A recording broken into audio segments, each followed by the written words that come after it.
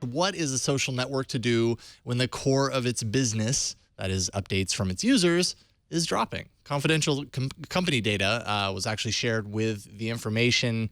It shows a significant challenge for Facebook in keeping its users contributing to the news feed, which happens to be its primary source of revenue. Original sharing, that is personal updates from users and not things like meme posts and that sort of stuff, had seen double-digit declines according to the data that the folks at the information, in particular Amir Fradi, was exposed to.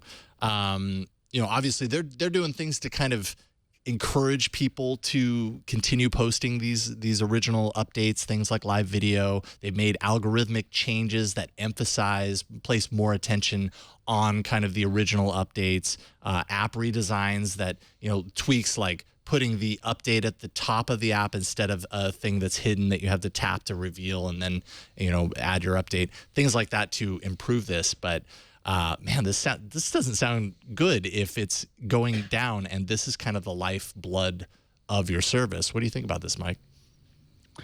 It doesn't surprise me. I think that when Facebook began and it was just a place where people were talking to their friends, they would share their private things or their own thoughts. But now your mum and her sister and her brother and maybe your grandma and your grandpa, they're all on Facebook. So sharing personal things, I think, has become a little bit more difficult in the newsfeed. I would expect these days most people share their personal things still within Facebook, but in Messenger as opposed to on the wall.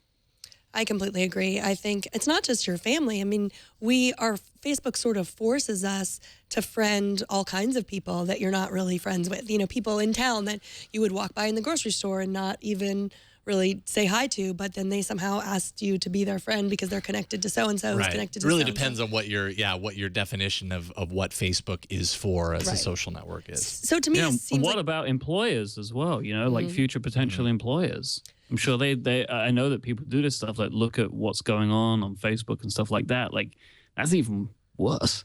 Right. I think that everyone sort of figured that out. I feel like this is a natural evolution. I'm not saying Facebook's going anywhere. Like, evolution moves slowly.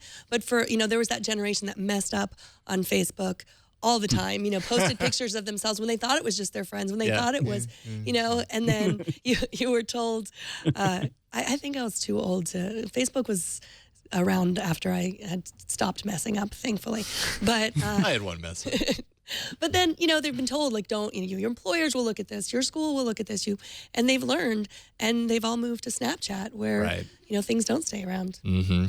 15% drop year over year as of the beginning of 2016. 2015, it was 21%. So it's improved. It's not dropping as significantly as far as like original updates are concerned, but it's still not good. And yes, I mean, much of the article is about kind of the move to, more ephemeral messaging. Like, Facebook is what it is at this point. The perception is that it's not as safe to post in a place like Facebook as it is to post in a place like Snapchat.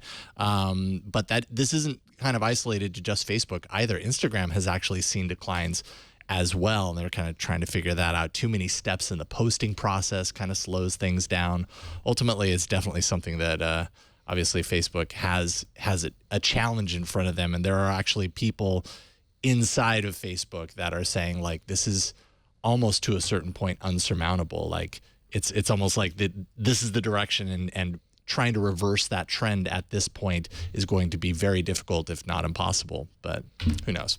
Saying that about Instagram is kind of peculiar because that is very surprising to me. I wonder if it's to do with the march of brands. Like, as soon as brands and websites and content creators start pushing in, people start to consume more than they do put their own content out there. Because, I mean, that's the only way I could think that Instagram would have this kind of problem.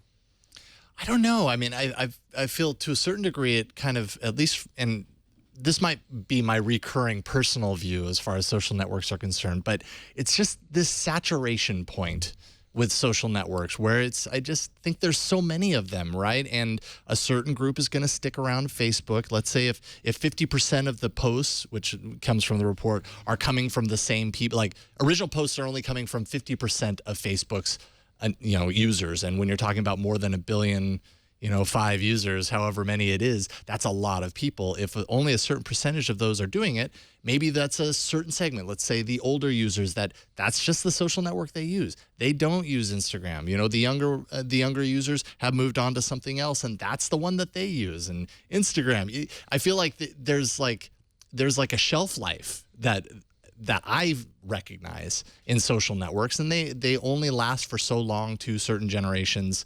And then it's kind of like, what's the next thing? So maybe this is just the way it goes with social networks. Yeah. Well, it's a speed thing, too. When they were talking about Instagram, I think Facebook's problem was specifically that there were too many reposting of non-original content. Instagram, too many steps. You have to go through the filter, and you have to go through the editing. And, with Snapchat, it's just like, hold it up, press the button, press the other button, Move and on. you're done. Totally. I think that it's we don't have time anymore for filters. And my 13-year-old also tells me filters are no longer cool, Mom, by the way.